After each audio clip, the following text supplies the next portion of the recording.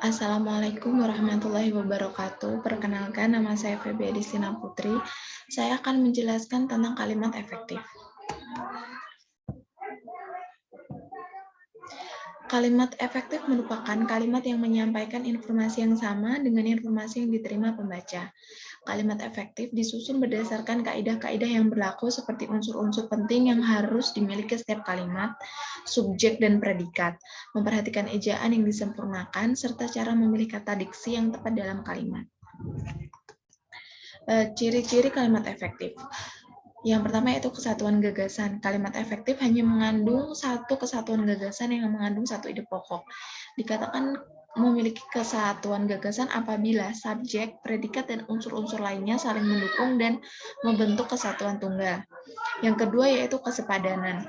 Kesepadanan merupakan keseimbangan antara pikiran dengan struktur bahasa yang dipakai. Yang ketiga yaitu keparalelan. Keparalelan adalah kesamaan suatu atau kesejajaran bentuk kata yang digunakan dalam kalimat. Artinya, jika bentuk pertama menggunakan ungkapan nominal, maka bentuk kedua dan seterusnya hendaknya juga menggunakan bentuk nominal. Yang keempat yaitu kehematan, yaitu menggunakan kata cara efisien dan tidak berlebihan sehingga setiap kata yang digunakan memiliki fungsi yang jelas.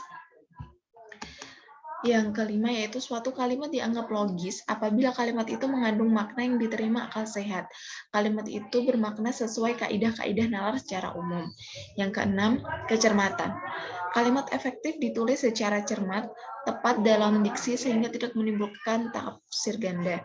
Penempatan unsur-unsur kalimat yang tepat akan membantu pembaca untuk memahami makna kalimat secara jelas tanpa menimbulkan tafsir ganda. Yang ketujuh, kebervariasian. Untuk membuat kalimat yang tidak monoton dan menjemukan diperlukan adanya variasi. Kevariasian dapat ditempuh dengan berbagai cara. Yang kedelapan yaitu ketegasan. Untuk mencapai ketegasan dan keutamaan dalam suatu tulisan, seorang penulis harus memperhatikan posisi bagian yang diutamakan. Yang kesembilan yaitu ketepatan. Setiap kata yang digunakan perlu dipilih secara tepat dan cermat sehingga dapat mewakili tujuan, maksud, atau pesan penulis. Yang ke-10, kebenaran struktur. Kebenaran struktur merupakan kebenaran kaidah bahasa seperti kejelasan struktur, hubungan fungsi sintaksi seperti subjek, predikat, objek, pelengkap, dan keterangan.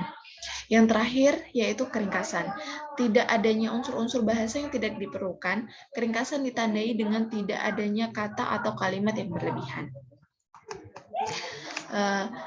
Pemilihan kata. Untuk menghasilkan tulisan yang baik, diperlukan pilihan kata yang cermat dan tepat. Suatu pilihan kata dinyatakan tepat apabila kata itu mengungkapkan maksud penulis dengan secermat-cermatnya. Pilihan kata yang terbaik harus memenuhi syarat, yaitu tepat, benar, dan lazim pemakaiannya. Penataan kalimat dalam paragraf. Kalimat-kalimat yang dirangkai menjadi suatu paragraf harus memiliki tatanan ide yang apik, mengalir tanpa lompatan-lompatan ide yang mengejutkan. Terdapat dua hal yang harus dipertimbangkan dalam menuangkan gagasan dalam kalimat, yaitu fokus dan latar belakang.